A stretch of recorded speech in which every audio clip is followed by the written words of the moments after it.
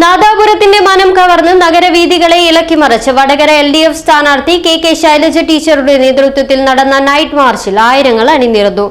കേന്ദ്ര സർക്കാരിന്റെ പൗരത്വ ബിൽ അറബിക്കടലിൽ നിന്ന് പ്രഖ്യാപിച്ചാണ് സ്ഥാനാർത്ഥി കെ ശൈലജ ടീച്ചറുടെ നേതൃത്വത്തിൽ നൈറ്റ് മാർച്ച് നടത്തിയത്.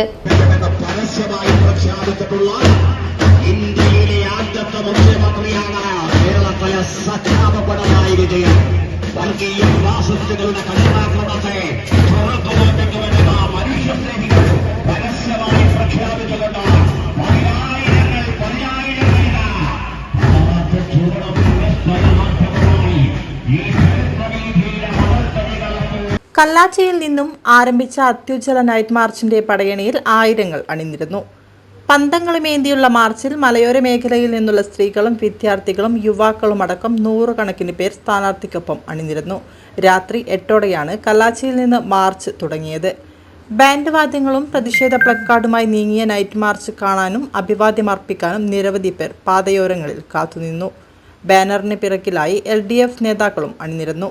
വർണ്ണ ലൈറ്റുകൾ തെരുവീഥികൾ കീഴടക്കി. DJ മാർച്ചിന് ആവേശം പകർന്നു. EK വിജയൻ MLA അധ്യക്ഷം വഹിച്ച ചടങ്ങിൽ PP ചാത്തു സ്വാഗതം പറഞ്ഞു.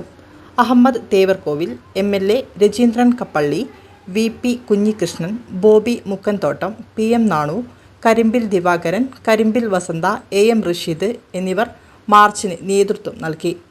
പൗരത്വ ഭേദഗതി ബിൽ പാർലമെന്റിൽ അവതരിപ്പിച്ചപ്പോൾ UDF MPമാർ പാർലമെന്റിൽ മിണ്ടിയില്ല. ഇടതുപക്ഷമാണ് പ്രതിഷേധമുയർത്തിയത്. പ്രത്യേക മതത്തിന്റെ പേരിൽ ആളുകളെ മാറ്റി നിർത്തുന്നത് അംഗീകരിക്കാൻ കഴിയില്ലെന്ന് കെ ശൈലജ ടീച്ചർ പറഞ്ഞു.